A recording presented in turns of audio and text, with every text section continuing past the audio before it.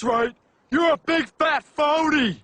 Alright, so I've noticed this new TF2 map float around in the TF2 sphere for the past few days, Phoneyland. Very clearly using the roller coaster tycoon font and heavily marketing itself with the wonders of a theme park. Kinda on the nose, but whatever. I voiced what I think about the map by simply saying, yeah, no thanks. Downvoting this because I don't believe this fits Team Fortress 2, and moved on. Then, both of the vocal sides of the Team Fortress 2 community came out and voiced their opinions, and the whole back and forth goes from there. As I read these comments, mostly isolated to Twitter and some on the workshop, it kinda showed me that most of these people voting on this don't really understand or care about Team Fortress 2's carefully crafted art style and theming. I figured as someone who has previously expressed my distaste with this kind of workshop content, I could throw my 2 cents into the ring and really talk about why Phoneyland does not fit Team Fortress 2 at all. Let's thoroughly deconstruct what makes Phoneyland a map unfitting of official addition into Team Fortress 2. Really quick before I get into that, I am not going to be commenting on how this map plays, mainly because the only place I've found where you can playtest it is in a South American server, so playtesting would not be ideal for me. It would also be really shitty if I were to rate this map, gameplay-wise, without enough playtime to come to an informed opinion on it, so I'm not going to judge it on that front. It may very well play perfectly fine, and that's good if it does, but a TF2 map has multiple jobs, the gameplay aspects being the most important, but theming and artistic direction are also critically important aspects to a map. You can't just have any cartoony model or bright colors present without it looking out of place. Let's start by looking at Phoneyland's artistic choices.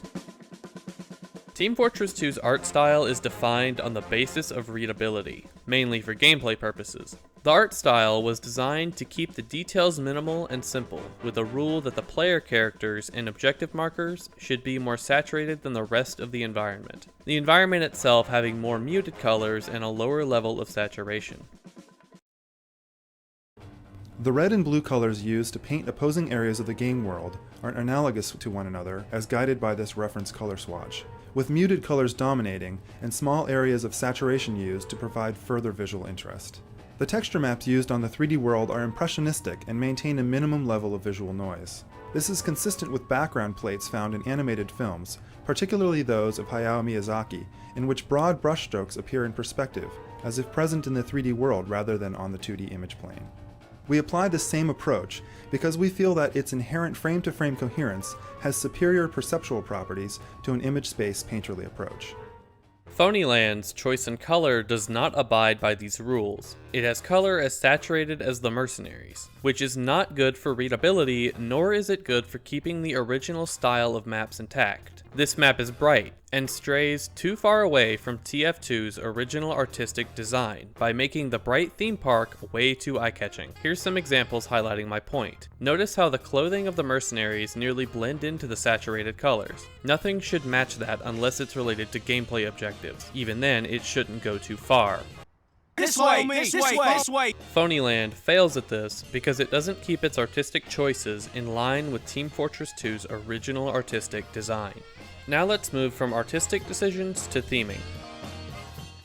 To get a good idea for appropriate theming, let's look at the 6 launch maps. So what do these maps have in common? First off, every one of them is out in the middle of nowhere. Looking around, they aren't close to civilization. You don't see big city buildings, nor very many houses. They also each have the appearance of a place of work or business, surrounded by security fences restricting public access. Whoever owns these places really doesn't want the public hanging around, and looking at the buildings themselves, they are made of each team's own materials and have distinct architecture and shape. There's also an absurdity to them. It's not so in your face unless you really look at these structures. They look as though they were either put up in a hurry or quickly refurbished and cleaned out. Every one of these buildings was created or renovated to hide something underneath. The workplaces themselves are used as fronts. They're used to hide what's really going on here. A war.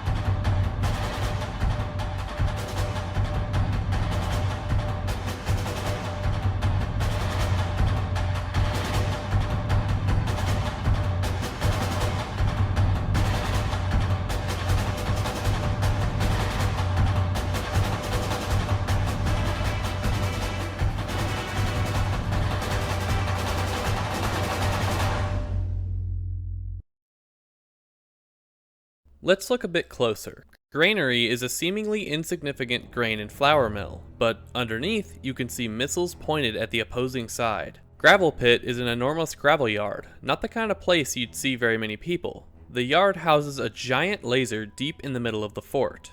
2 Fort has 2 central command forts disguised as a general farm, where each side houses enemy intelligence the other side wants. The point here being these maps are remote and disguised. While there is a level of deliberate absurdity baked into these locations, it's not so immediately in your face unless you pay attention and think about it. This is a silly, brightly hued theme park with a roller coaster that nonsensically runs through the map. You can hear screams coming from the roller coaster, implying that there's people here. It's also next to a seemingly populated city.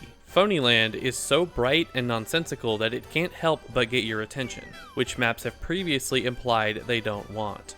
This map is hiding warheads in plain sight that you have to blow up with this popcorn cart, covered in fireworks and detonators. The goofy negligence of this place isn't even close to subtle. It's dialed up to 100. It's literally called Phoneyland. Team Fortress 2's goofy and silly nature has been around since the beginning. He's got your demo is this like shit-eating grin too. Valve also did indeed bake in a level of absurdism into the world of Team Fortress 2, although it was never originally supposed to be this overt, nor this close to a large civilization. Valve did push the envelope farther and farther as the game kept getting updates.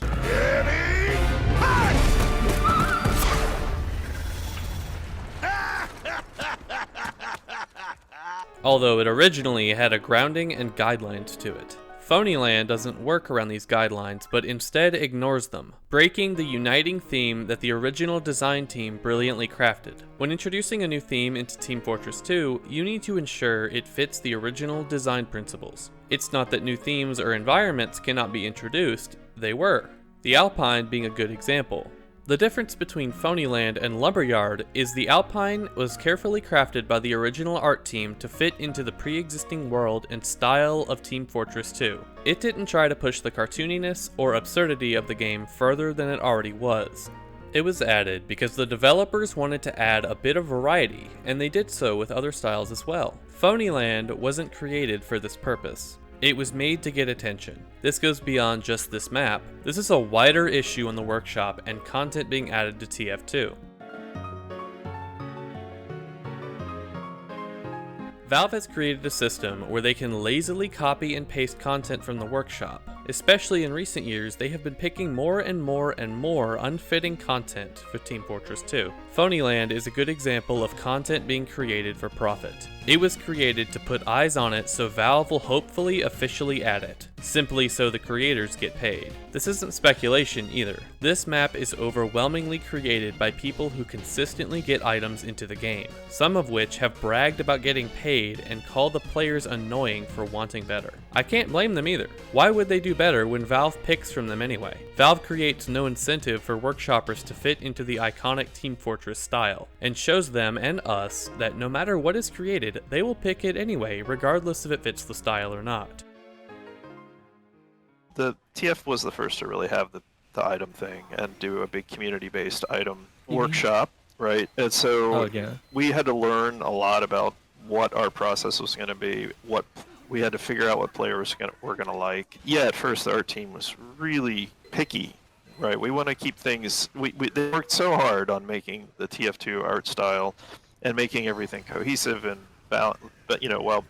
balanced and good, dynamic range and you name it, right? All the things.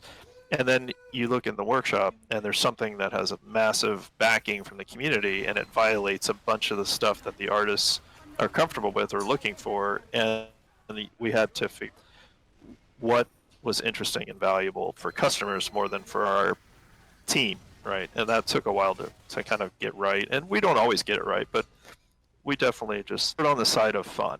Workshoppers don't even have an incentive to be honest. So many workshop items don't show themselves off properly. They don't show what these items look like in game. Most don't showcase the maps very well either. They only showcase the theatrics in hopes of garnering attention, and they remove negative attention if possible. This is why so many people, including me, have gotten up in arms about content being added to the game. It's because we don't want this. The more of these maps that get added, the more bloated and further we get from the original art style. A certain major video has gotten together and provided raw data from TF2 players' queuing habits, showing what most people are playing and what tends to be more popular. It's really telling. There are very few maps added post Jungle Inferno in the top few of their respective category. Loose exceptions exist, but players show they don't prefer most of these maps. Nor do people like most of them if Wheezy's survey is of any indication. So please, to the workshoppers that make items for this game, please make more items that fit the original iconic style this game originally had. I know you guys have talent. You are very clearly really good at item creation, with majority of you having some items that absolutely ooze passion, and even recent stuff looking fitting of the game's art style. And you also have items in game that clearly took a lot of effort. All I ask is for better, especially from Valve. And that's all I have to say. Like and subscribe if you want. I'm NonMoth. See you around.